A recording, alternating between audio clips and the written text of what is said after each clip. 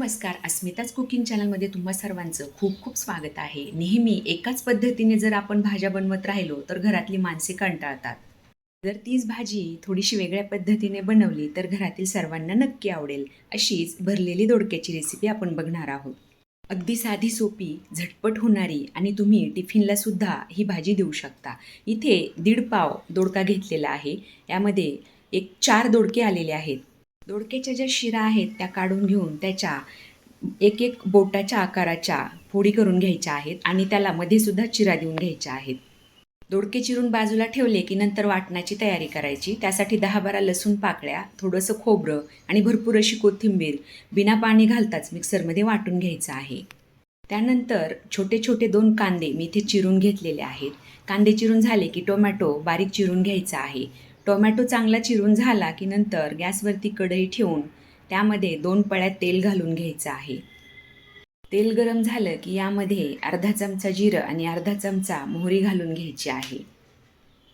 जिरं आणि मोहरी चांगली तडतडली की यामध्ये जो चिरलेला कांदा आहे तो घालून चांगला खमंग होईपर्यंत परतून घ्यायचा आहे. कांदा लवकर परतण्यासाठी आपण मिठाचा वापर करतो, परंतु थोडंसं दूध जरी शिंपडलं ना तरी कांदा लवकर परतून तयार होतो. आता इथे हा कांदा थोडासा मऊसर परतून झाला की नंतर यामध्ये हे जे वाटण तयार केलेलं आहे, कोथिंबीर, खोबरं आणि लसूण, हे वाटण यामध्ये घालून घ्यायचं आहे. खूप कमी मसाले, कमी साहित्यामध्ये आणि झटपट होणारी अशी ही भाजी आहे.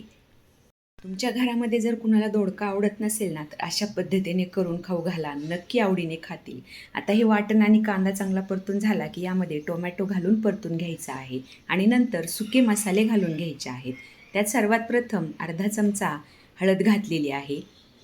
हळद घालून झाली की 1.5 चमचा घरगुती काळा मसाला आहे तो घालून घेतला आहे. 1 चमचा जिरा पावडर, 1 चमचा काश्मीरी लाल मिरचीचं तिखट आणि 2 चमचे धना पावडर यामध्ये घालून घेतलेले आहे. तिखट हे आपल्या चवीनुसार वापरायचं आहे. आता हे मसाले चांगले मिक्स करून यामध्ये थोडंसं पाणी घालून छान कमी गॅसवरती झाकण ठेवून शिजवून घ्यायचे आहेत. या मसाल्याला शिजण्यासाठी 7-8 मिनिटे कमी गॅसवरती खूप होतात आणि याला छान तेल सुटेपर्यंत शिजवून घ्यायचं आहे. त्यातील टोमॅटोसुद्धा हा चांगला शिजला गेला पाहिजे. आता तुम्ही बघू शकता इथे मसाला शिजून तयार झालेला आहे. आता यामध्ये या दोडक्याच्या फोडी घालून घेतलेल्या आहेत. इतर भाज्याच्या प्रमाणामध्ये दोडका हा जरा लवकर शिजतो आणि त्यात जर कोवळा असेल तर याला पाण्याची जास्त गरज पडत नाही. त्यामुळे मी इथे पाण्याचा कमी वापर केलेला आहे. आता दोडक्याच्या फोडी घालून झाल्यानंतर मसाल्यामध्ये चांगल्या मिक्स करून यामध्ये चवीनुसार मीठ घालून घेतलं आणि नंतर झाकण ठेवून परत एक 6 ते 7 मिनिटे कमी गॅसवरती छान भाजी शिजवून घेतली. आता हा दोडका तुम्ही फोर्कच्या सहाय्याने किंवा या उलथण्याच्या सहाय्याने शिजलाय की कसा बघून घेऊ शकता. तर भाजी तयार झालेली आहे. आता भाजीवरती बारीक चिरलेली कोथिंबीर घालून घ्यायची आणि ही भाजी तुम्ही चपाती भाकरीसोबतही खाऊ शकता. तुम्हाला जर माझी ही रेसिपी आवडली तर माझ्या चॅनलला लाईक, शेअर, सबस्क्राईब करून मला सपोर्ट नक्की करा. धन्यवाद.